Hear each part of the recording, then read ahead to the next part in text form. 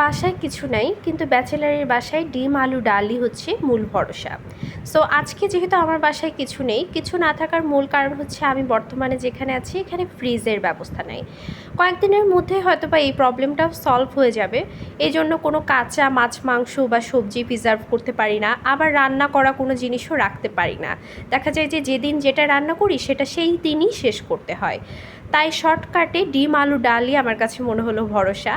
আর দেখা যায় যে সারাদিন ক্লাস করার পর আর এসে রান্না করতে ইচ্ছা করে না, তবে আজকে শুক্রবার ভাবলাম যে যেটা আছে সেটা দিয়েই রান্না করি।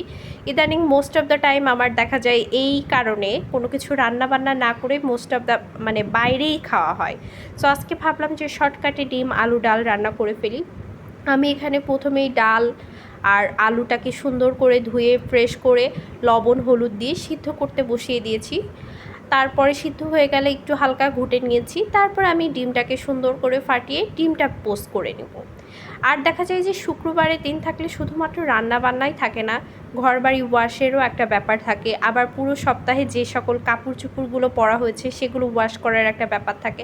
আসলে একা থাকলে অনেক মজা যেমন তেমন একা থাকলে অনেক প্যারাও, অনেক বেশি কাজ করতে হয়, নিজের প্রত্যেকটা কাজই নিজে করতে হয়। দেখা যায় বাসায় থাকলে এই কাজগুলো আর নিজের করা লাগে না। সবসময় দেখা যায় যে কাপড় ওয়াশই পাওয়া যায়, আবার রান্না বান্নাও রেডি পাওয়া যায়, কিন্তু নিজে নিজে একা একা থাকলে দেখা যায় এগুলোর কোনো কিছুই পাওয়া যায় না। সো আমি বলতে বলতে এখানে ডিমটাও ভেজে নিয়েছি। তারপরে আমি এখানে হালকা করে একটু বাগার দেওয়ার জন্য পেঁয়াজ রসুন আর ভেবেছিলাম শুকনা মরিচ দিব, বাট শুকনা মরিচ খুঁজতে খুঁজতে দেখেন আমি কিভাবে পেঁয়াজটাকে পোড়াই ফেলি। আমি এদিকে শুকনা মরিচ খুঁজতেছিলাম, এইগুলো দিয়ে শুকনা মরিচ খুঁজতেছিলাম, আর খুঁজতে খুঁজতে খুব সুন্দরভাবে এটা পুড়ে যায়। এখন কি করব, তাড়াহুড়া করে নামাই নিয়েছি আর শুকনা মরিচ দেই নাই, পরে এটার মধ্যে দিয়ে দিলাম। বাগার দেওয়া কমপ্লিট। তারপর আমার মনে হলো যে একদম শুকনা শুকনা হয়ে গেছে, আর একটু পানি দেওয়ার দরকার। তো আমি এর মধ্যে একটু পানিও দিয়ে দিলাম, আর তার সঙ্গে দিয়ে দিলাম যে 2টা ডিম ভেজে রেখেছিলাম। সো তারপর আমি একটু লবণ টেস্ট করলাম, না আমার কাছে মনে হলো লবণও পারফেক্ট আছে।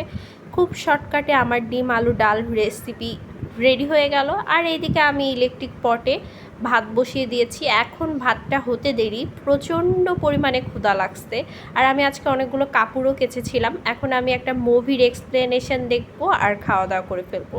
আজকের মতো এখানেই, আল্লাহ হাফেজ।